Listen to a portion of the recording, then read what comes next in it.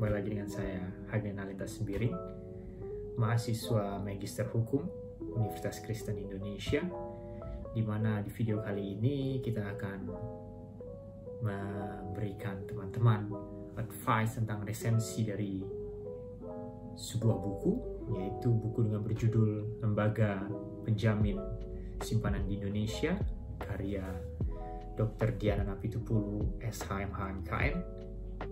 Dan buku ini diterbitkan oleh UKI Pers tahun 2020. Dan di zaman seperti ini, di tahun 2021, sangat harus kita sebagai manusia ya, secara general, dan mahasiswa terkhususnya, untuk harus mau berbicara tentang perbankan, tentang investasi, tentang hal-hal yang berbau dengan dunia perbankan, walaupun kita mungkin mahasiswa di fakultas lain, karena perbankan itu sangat mempengaruhi segala aspek, mempengaruhi juga geopolitik dan hal-hal lainnya. Dan di buku yang berjudul Lembaga Penjamin Simpanan di Indonesia ini, mungkin kita berpikir, oh, buku ini sangat sempit sekali dari judulnya. Tetapi waktu kita membaca dari buku ini, di mana kita dari melihat daftar isi saja sudah menjelaskan bahwa buku ini bagi pembaca yang bukan dari dunia perbankan, bukan dari mahasiswa mungkin, dengan tingkat intelektual yang kurang, mungkin pun bisa belajar dari sini. Di mana di sini dari setiap tahapnya menjelaskan apa itu definisi-definisi dari bank, apa itu fungsinya. Nah, jadi buku ini sangat relevan dan sangat harus untuk kita baca untuk menambah wawasan intelektualitas kita di dunia perbankan dan di hukum juga, karena buku ini juga banyak menyinggung tentang case-case hukum yang mempengaruhi.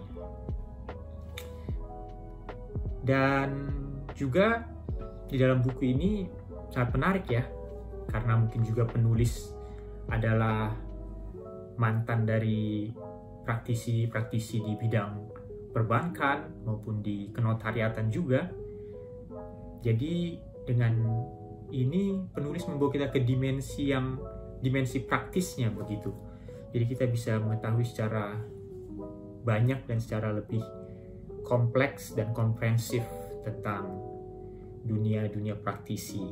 Nah, contohnya di sini ada case yang sangat menarik yang mungkin apa teman-teman di dunia perbankan dan di dunia yang mempelajari tentang saham atau lainnya sangat familiar dengan case Lehman Brothers ya, di mana case ini di tahun 2008, di mana suatu lembaga pemberi kredit besar Lehman Brothers yang itu dari 3 keluarga ya, lembaga dari 3 keluarga mengalami krisis, karena krisis juga di Amerika di tahun 2008, dimana kalau kita ingat mungkin di tahun 2008 itu angka USD itu di kisaran 9.000. Nah, dimana Bank Sentral US menaikkan bunga, dimana tahun-tahun sebelumnya Lehman Brothers ini banyak menginvestasikannya kredit-kredit yang berupa kredit kepada orang-orang yang tidak mampu, tapi diberikan kredit untuk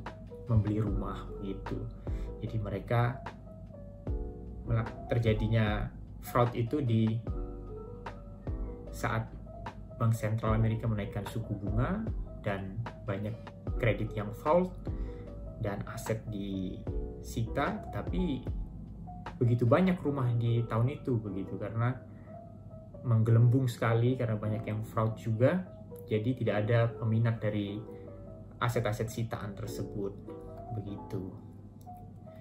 Dan buku ini kalau menurut saya kelemahannya ya banyak ya isi halamannya, karena buku ini memang secara komprehensif tadi saya bilang, dari sisi penulis juga yang seorang praktisi dan juga seorang pengajar juga. Jadi buku ini banyak halamannya, atau mungkin juga karena bentuknya yang kecil dan enak dibaca, jadi membuat halamannya semakin bertambah begitu. Dan di epilognya juga penulis memberikan pengertian yang mudah tadi, karena dari sisi dia seorang praktisi juga dan pengajar, jadi membuat kita mudah memahaminya begitu. Jadi secara keseluruhan buku ini worth to read ya. Dan satu lagi yang perlu saya kutip dari penulis langsung, bahwa membaca itu adalah bagaikan wisata intelektual. Jadi tidak ada salahnya kita membaca banyak hal begitu. Terima kasih teman-teman, biarlah kiranya referensi ini berguna bagi teman-teman yang ingin menambah pengetahuannya dengan membaca buku yang berjudul Lembaga Penjamin Simpanan di Indonesia, tapi tidak seperti judulnya. Ini akan membawa teman-teman ke dimensi yang lebih luas tentang perbankan dan tentang penjaminan dan juga tentang fraud-fraud di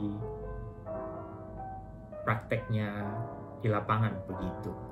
Terima kasih teman-teman sudah mau melihat video ini.